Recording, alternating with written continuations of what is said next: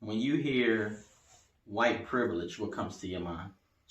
I guess when I think of white privilege, the things I think of would be. Well, do it exist? Oh yeah. Okay. All right. So it does exist. Yeah, I do. Because some white people think it don't exist. Yeah, I mean, everyone measures privilege based off wealth. I mean, there's tons of white people on welfare. You know, they have parents in prison, their parents are on drugs, whatever it may be. Right. But from a society standpoint, you know, I use the example to you. If me and you were walking down the street, right, and you were on the left side, I was on the right side, where it may be, okay, and a cop was going in the middle, okay, statistically proven, numbers don't lie, right? No.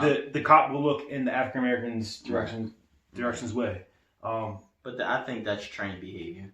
Yeah, it is. But it is. Well, do you think that the system is set up to lock black people up?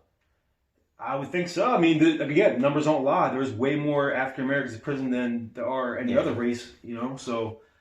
White privilege, we're talking about inherent advantages possessed by a white person on the basis of their race in a society that's characterized by racial inequality or injustice. So the fish you're talking about here are white folks that are swimming in a society and they don't realize that this inures to their benefit. It's not that they said, I'm going to position myself in a way that I have this advantage. It just exists all around them. The conversation, Dr. Phil, becomes so difficult for so many people because when they think of privilege, they think that they should have socioeconomic advantage. So a lot of white people say, I don't have any kind of white privilege. I'm poor. I had to stand in the food line. My family was on welfare. And so they deny the existence of the privilege because they feel like they're not reaping the financial benefits that are usually associated with the word privilege. See, you know what I always define white privilege as? What's that? More opportunities. Yeah.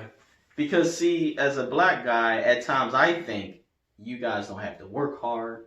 Y'all don't go through anything. And that's so far from the truth. Because I know so many white people, but it just seemed like my options and opportunities are so limited. When you can get away with murder, and they be like, come on, Joe, come on. But for me, they be like, oh.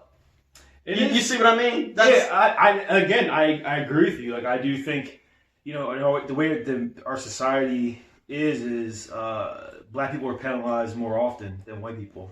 I mean, and going back to the way the world is Donald Trump's president, and again, in my lifetime, like this is the most I've ever felt like racism more so ever than my entire life. So you think by Trump getting into office, racism has elevated? Yes. Really? Yeah, I do. But racism been around. Yeah. Right. So again, I've seen it. I've been around it from other perspectives from both black and white people's side. However, I think with him being president, you're seeing more people openly bash each other, and that goes from the white side and the black side. You know, people it's just a lot more. He's just generating a lot more hate. Gotcha. So you okay with your wife? You okay with having your kids be called black? Yeah. That doesn't bother you? Not at all. Okay. No, because color to me doesn't matter to me. I base everybody off the type of person they are. Whether you're a good person or not. I think that we send a very clear message to people of color that you're not welcome here. I think that's the message that we're sending to people that have contributed so much to our medium and our industry and in ways that we benefit from. I think that we have to really do the hard work to truly understand systemic racism. I